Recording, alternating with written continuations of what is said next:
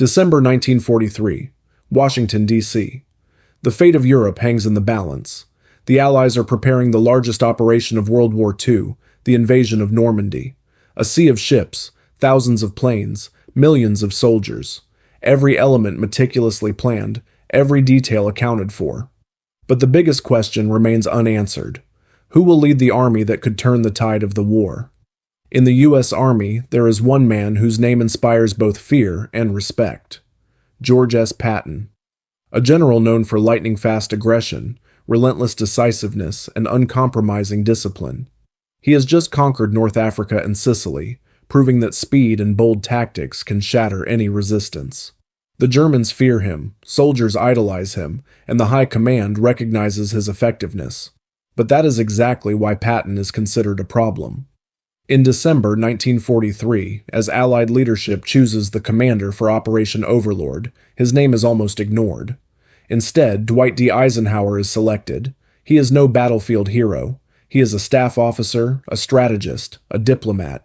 He can manage a coalition of allies, negotiate with the British, control ambitious generals, and avoid political conflict. Patton, by contrast, is dangerous to the Allied command. His bluntness, independence, and disregard for politics make him unacceptable. The British fear he will overshadow Montgomery. American generals worry about his scandals. London believes Patton's audacity could destroy the fragile alliance before it even lands on the beaches of France. Behind closed doors, the verdict is clear. Patton can win battles, but he is too unpredictable for coalition warfare. The choice falls on Eisenhower. Not speed, not daring. Control. Political stability outweighs tactical genius. At the moment, it seems the safer decision. But the cost of this choice becomes clear by the summer of 1944. June 1944. The Normandy landings. Omaha and Utah beaches are soaked in blood, but the Allies hold the lodgment. Millions of soldiers reach European soil, and now everything depends on the commanders. Patton is subordinated to Eisenhower, his unit's only one piece of the larger plan. But in reality, he moves with astonishing speed, bypassing resistance, capturing key bridges, cutting off enemy reinforcements before the Germans can respond.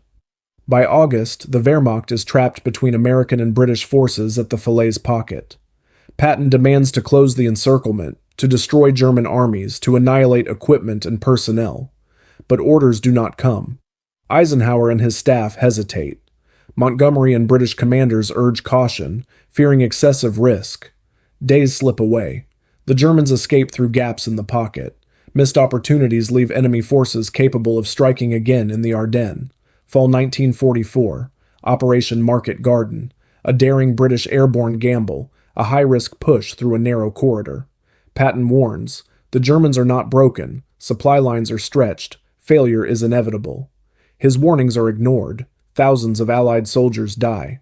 The war drags on. Meanwhile, German generals continue to fear him. From North Africa to the Ardennes, Wehrmacht intelligence tracks every move. Maps are drawn around one question. Where will Patton strike next? Rommel and Rundstedt call him the most dangerous man the Allies possess. His speed, daring, and aggressive tactics make every advance a strategic threat. Patton knows one thing. Wars are not won slowly. Every delayed hour is an opportunity for the enemy to survive, regroup, resist. And he is forced to obey Eisenhower, who maintains coalition stability at the cost of missed opportunities. History never definitively answers one question. If Patton had commanded from the start, could he have shortened the war by months, or would his independence have fractured the coalition before Berlin? One thing is clear. America deliberately set aside its most dangerous general at the war's pivotal moment, and the consequences of that choice reverberated across the battlefields until the very end of World War II. December 1944. Europe is in chaos. The Ardennes forest becomes the stage for what the Germans call their last chance. Patton is once again at the center, but now he is fighting not only the German army, but the consequences of political and command decisions. The Wehrmacht plans a counterattack, using every remaining unit to break the front line and split the Allied armies. American generals panic, the British are uneasy, and Patton is ready to show what he can do. The Germans know him well. Their intelligence tracks his every step. Maps are built around a single question: where will Patton strike? Rommel and Rundstedt call him the most dangerous man the Allies possess. Every attack he launches is not just a maneuver, it is psychological warfare, forcing the enemy to react rather than act. Every second of hesitation becomes chaos under Patton's initiative. In the Ardennes, the Third Army performs the impossible. Frost, snow, and dense forests all work against him. Yet his speed and decisiveness stun even Allied command. He redeploys units in hours, crosses rivers, captures key roads. The Germans are in shock. They had seen him in North Africa. They knew his relentless drive. But no one expected him to execute such feats in winter, under impossible conditions. Eisenhower watches from headquarters. He knows Patton's actions are tactically brilliant, but every second of autonomy carries political risk. The British protest over the radio. American generals urge caution. Patton ignores them. He thinks only of speed, momentum, and preventing the enemy from regrouping. Here the cost of the 1943 decision becomes painfully clear. If Patton had led from the start, many German armies could have been destroyed in summer 1944. The Falaise pocket would have been sealed, and Operation Market Garden might have succeeded. But choices were made for political balance, coalition trust, and stability. Battles stretched, casualties increased, and the Germans remained capable of winter offensives. German generals experience fear again. To them, Patton is more than a commander. He is a living threat that reshapes the battlefield. Retreats are not chance. They are his tactics, his timing, his audacity. Intelligence reports repeat one phrase. Patton is unpredictable. His speed is deadly. His boldness dangerous. Any German misstep could be their last. American soldiers see a hero. The Germans see a nightmare.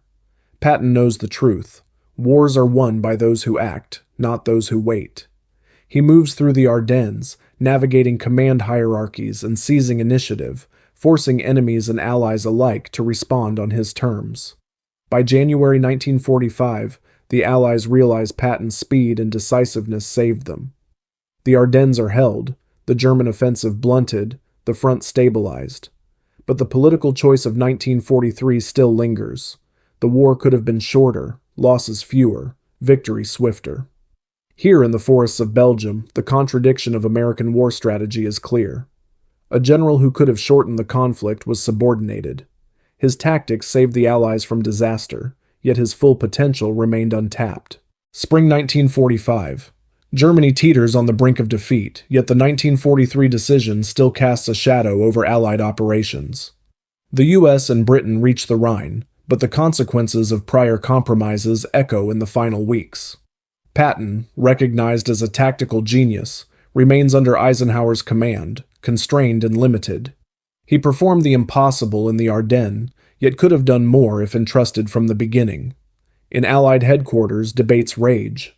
Operations dragged, casualties mounted. German units remained combat-capable longer than necessary. The British are relieved catastrophe was avoided, yet openly admit the American general they feared and underestimated could have shortened the war. American generals realized the cost of political caution. Coalition stability outweighed operational brilliance, with lives lost as a result. German generals sense the end, but even in retreat they remember Patton with dread. He is not just a commander, he is a disruptive force. From North Africa to the Ardennes, his speed, unpredictability, and relentless aggression destabilized German strategy. Every move forced the enemy to react, never dictate. The U.S. Army advances. Every victory combines careful staff planning and Patton's audacity. Yet the question remains, had he commanded from the start, could the war have ended sooner? Historians, analysts, and participants wrestle with this question. Politics and diplomacy matter, but sometimes the cost of restraint is measured in lives and months of war. Patton finishes the war a hero and a symbol of missed opportunity. His legacy is not only victories, but the system that limited his genius. He proved that initiative and speed decide battles, even when politics constrains execution. Facts speak for themselves. The Ardennes, Falaise, the survival of Allied armies, all bear Patton's imprint. Yet the political decision of 1943 left an unanswered question. How much faster could victory have come under his full command? America won, the Allies held their coalition, Germany surrendered. Patton remains a reminder that talent and boldness are sometimes restrained by politics. The general the Germans feared most could have reshaped the war if given full authority. World War II shows us that victory is not determined only by troops or machinery, but by human decisions, initiative, and compromises made far from the battlefield. Among all these factors, one name stands out. George S. Patton, the most dangerous and underestimated general whose actions left an indelible mark and forever changed the way wars are fought. America prevailed, Europe was liberated, and the world endured. Yet the war was won not only by plans and strategy, but in spite of political constraints on America's most brilliant general. His speed, boldness, and audacity left a permanent mark, redefining what it means to lead an army in combat.